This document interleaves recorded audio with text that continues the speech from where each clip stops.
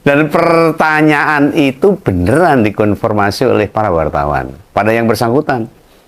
Tadi sudah lihat kan gimana reaksi teman SMA saya itu, satu kelas itu mau mesem. Memang senyumannya itu tidak bisa disimpulkan apapun. Bisa berarti banyak hal, tetapi untuk urusan-urusan tertentu, perkara hal-hal krusial, apalagi menyangkut jabatan, mosok sih gak direspon, cuma mesem. Ya memang Ani itu sejak SMA orangnya sumeh. Ya, dulu satu grup belajar waktu SMA itu. Orangnya low profile sekali. Bila kita mau fair menilai, jadi menteri sekarang itu atau periodenya Pak Prabowo itu lebih berat. Terutama di perkara duitnya yang nggak ada, malah kabarnya defisit 32 triliun saat ini APBN. Ya karepe iki gede, ibarat pepatah Jawa itu. Kabinetnya Pak Prabowo itu kegedean empiak kurang jaga. Itu ambruk.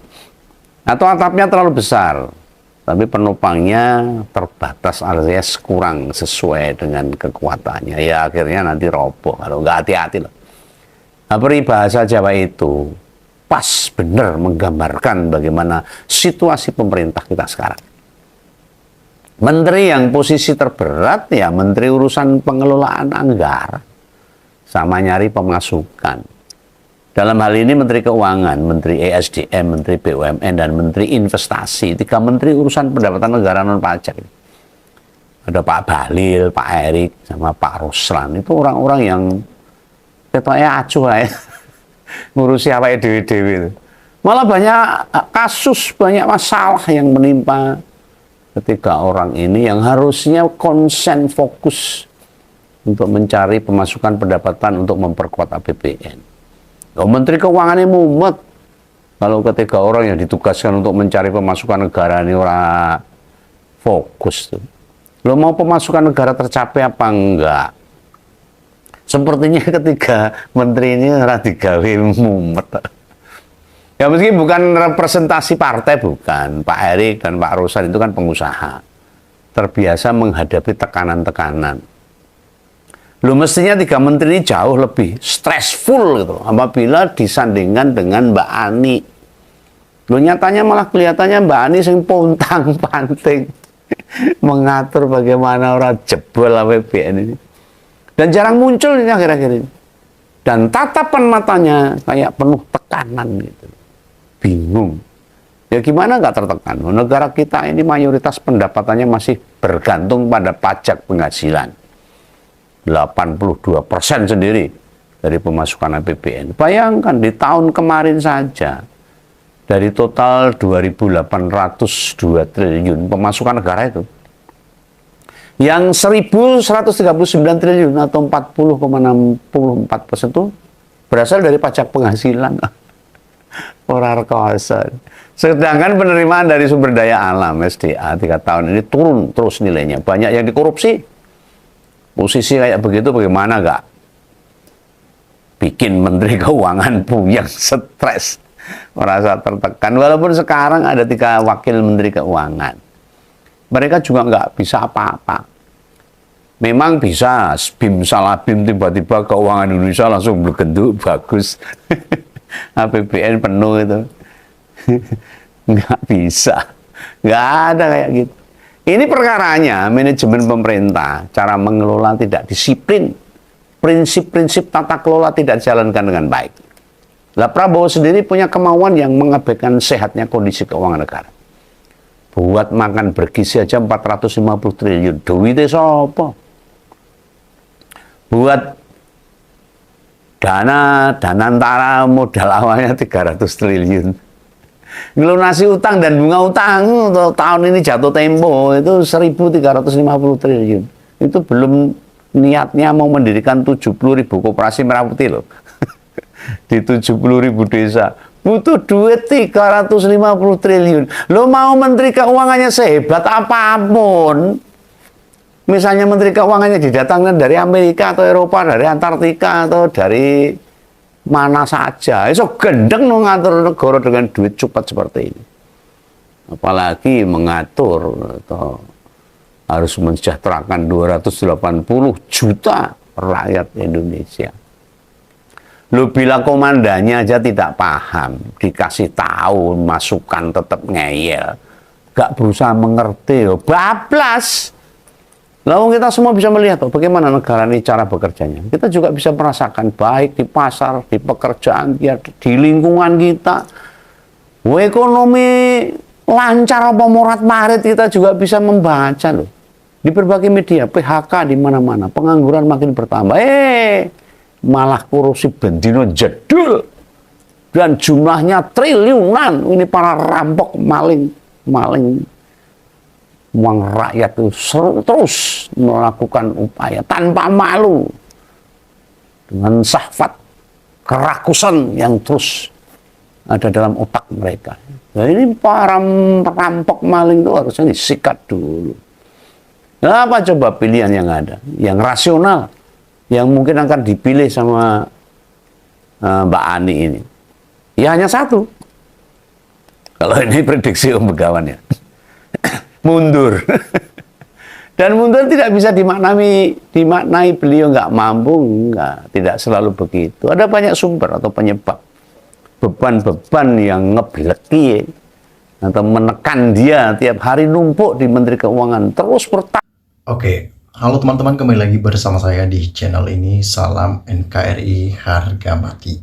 Teman-teman, dalam video ini kita telah mendengarkan sebuah cuplikan video, dan tentunya ini akan menjadi sebuah pemahaman bagi kita dalam menilai perjalanan politik yang terjadi di negara kita saat ini. Ya, tentunya Sri Mulyani sebagai Menteri Keuangan sangat lebih tahu ya, apalagi di masa Jokowi beliau juga menjabat sebagai Menteri Keuangan Republik Indonesia. Artinya dia lebih banyak tahu bagaimana dana APBN dipakai dengan tepat ataupun tidak. Dan ketika ada isu-isu ya, pemakaian dana APBN tidak dipakai sesuai dengan prosedural yang ada, tentunya itu melanggar aturan-aturan.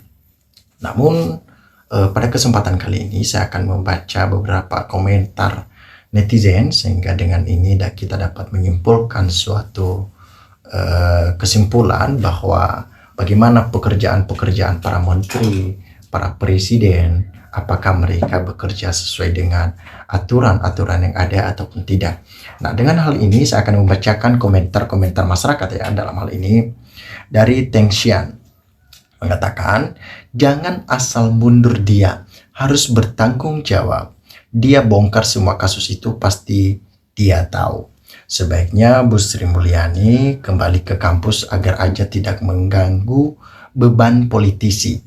Yang di atas beramai-ramai korupsi, yang di bawah tertindas. Artinya ada banyak orang-orang yang tidak memikirkan masyarakat. Mereka hanya memikirkan kepentingan pribadi, kepentingan golongan, tanpa melihat bagaimana dampaknya kepada masyarakat yang begitu berimbas. Kenapa Bu Sri Mulyani nggak kasih warning kepada Jokowi saat itu? Keadaan gawat nih. Sekarang akhirnya lebih parah, rakyat yang membayar pajak jadi korban. Siapa yang bertanggung jawab kalau begitu? Ya, ketika kenaikan PPN sebenarnya ini menuai kontroversi juga, menuai pro dan kontra. Ada masyarakat yang setuju, ada juga yang tidak. Kenapa? Karena dinilai bahwa memang harusnya ketika kita melihat kenaikan PPN ini membuat masyarakat resah. Karena di situasi krisis perekonomian, ya wajar-wajar saja dong ketika masyarakat membantah akan hal ini. Karena pajak 11% saja ya itu udah sangat sulit, apalagi 12 begitu ya. Sehingga pembangunan yang begitu besar di negara kita ya, pemindahan IKN ya, itu cukup menjadi sebuah pertanyaan bagi masyarakat. Sehingga seakan-akan secara tidak langsung dibebankan PR ini kepada masyarakat. Seharusnya Ibu Sri Mulyani dari awal tidak perlu bergabung dengan rezim pemerintahan Wowo Omon-Omon. Sekarang terbukti, baru 2 bulan pemerintahan rezim sudah ambiar. Ya, wajib revolusi. Uang negara kadang habis dihambur-hamburkan Mulyono buat pencitraan Mulyono dan keluarga. Pusing, uang negara dihambur-hamburkan, belum lagi korupsi. Urusan makan tidak menjadi program pemerintah. Orang tuanya lebih tahu gini buat anaknya. Ya, moga juga mengurus uang negara sebaik uang alokasi untuk bangunan sekolah. Oke? Luar biasa. Masuk akal juga ya. Bukan hanya mundur, tetapi harus mempertanggungjawabkan apa yang telah terjadi dan melibatkan dirinya secara langsung di dalam kapasitasnya sebagai pejabat negara, pengelola keuangan negara. Artinya harus bertanggung jawab akan hal ini.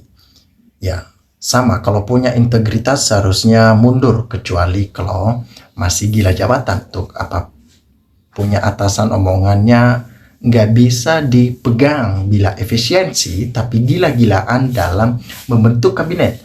Para pembantu-pembantunya pada koar-koar mengangkat staf ahli, staf sus lah, berbagai macam yang terjadi. Nah, kesulitan keuangan negara di tahun 2025 ini tidak terlepas dari efek baik buruknya dari rezim sebelumnya. Sekarang fokus memberantas korupsi saja. Untuk program makan bergizi gratis ditunda dulu. Dana IKN juga ditunda saja. Mending sekarang yang realistis sajalah. Berikan pemahaman kepada rakyat Indonesia. Jangan lupa juga periksa dulu Mulyono CS jika ada indikasi korupsi dan lain-lain.